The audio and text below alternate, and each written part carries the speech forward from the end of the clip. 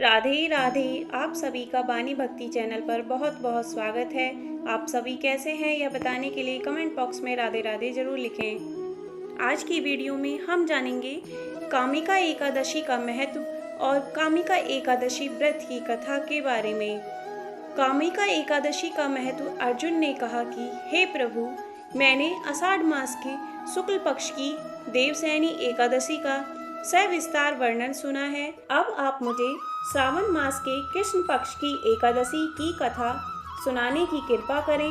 इस एकादशी का क्या नाम है, इसकी विधि क्या है, इसमें किस देवता का पूजन होता है, इसका उपवास करने से मनुष्य को किस फल की प्राप्ति होती है।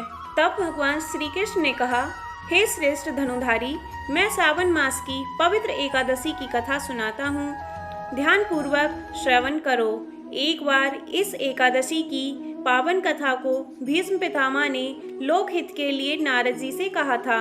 एक समय नारद जी ने कहा, हे पितामह, आप मेरी श्रावण के कृष्ण पक्ष की एकादशी की कथा सुनने की इच्छा है, अतः आप इस एकादशी के व्रत की कथा का विधान सविस्तार सुनाइए। नारद जी की इच्छा को सुन पितामह ने कहा, हे नारद जी, आपने बहुत ही सुंदर प्रस्ताव किया है।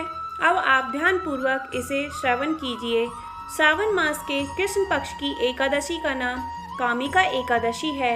इस एकादशी की कथा सुनने मात्र से वाजपेयी यज्ञ के फल की प्राप्ति होती है। कामिका एकादशी के उपवास में शंख चक्र गदाधारी भगवान विष्णु का पूजन होता है।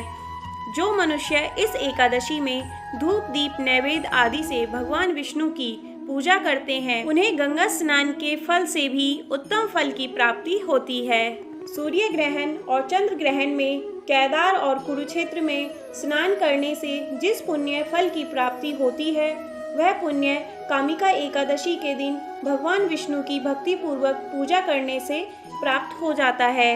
भगवान विष्णु की श्रावण मास में भक्ति पूर्वक पूजा करने का फल समुद्र और वन सहित पृथ्वी दान करने के फल से भी ज्यादा होता है। वैतिपात में गंडकी नदी में स्नान करने से जो फल प्राप्त होता है, वह फल भगवान की पूजा करने से मिल जाता है।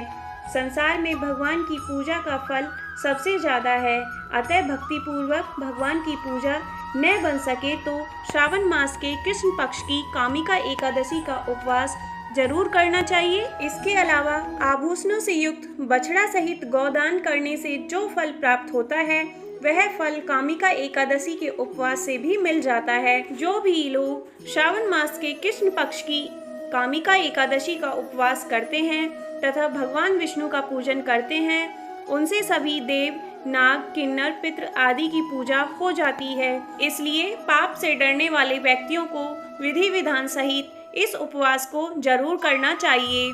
संसार सागर तथा पापों में फंसे हुए मनुष्य को इनसे मुक्ति के लिए कामिका एकादशी का व्रत करना चाहिए।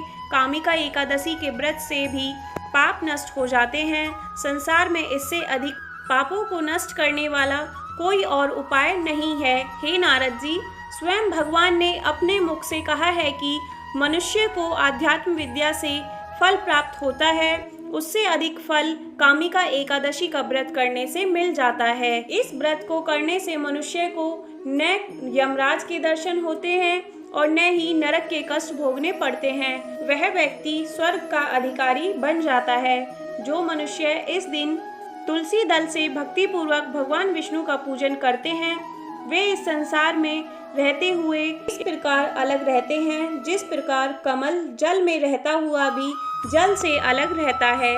तुलसी दल से भगवान श्री हरि का पूजन करने का फल 1 बार स्वर्ण और 4 बार चांदी के दान के फल के बराबर होता है।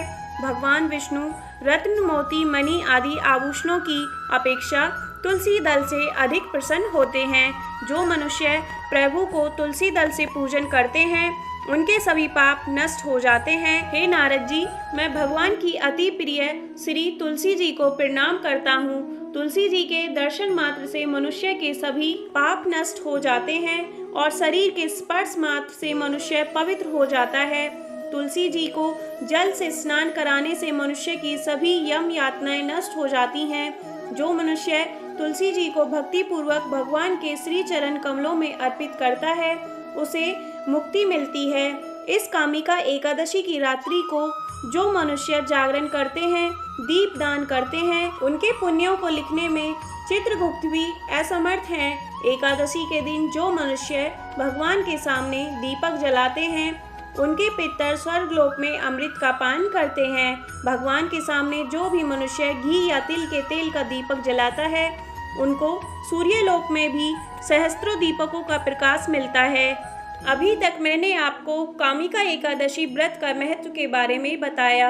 अब कामिका एकादशी व्रत की कथा के बारे में सुनिए। एक गांव में एक वीर क्षत्रिय रहता था। एक दिन किसी कारणवश उसकी ब्राह्मण से हाथापाई हो गई और ब्राह्मण की मृत्यु हो गई। अपने हाथों मरे गए ब्राह्मण की क्रिया उस क्षत्रिय ने करनी चाहिए, परंतु पंडितों ने उस क्रिया में शामिल होने से मना कर दिया। ब्राह्मणों ने बताया कि तुम पर ब्रह्म हत्या का दोष है, पहले प्रायश्चित कर इस पाप से मुक्त हो, तब हम तुम्हारे घर पर भोजन को आएंगे। तब क्षत्रिय ने पूछा, इस पाप से मुक्त होने के लिए क्या उपाय है? तब ब्राह्मणों ने बताया कि श्रावण मास के कृष्ण पक्ष की एकादशी को भक्ति भाव से भगवान श्री हरि का व्रत एवं पूजन कर ब्राह्मणों को भोजन करा के उनका आशीर्वाद प्राप्त करने से इस पाप से मुक्ति मिलेगी। पंडितों के बताए हुए तरीके पर व्रत करने वाली उस रात में भगवान श्रीधर ने क्षत्रिय को दर्शन देकर कहा कि तुम्हें ब्रह्म हत्या के पाप से मुक्ति मिल गई है।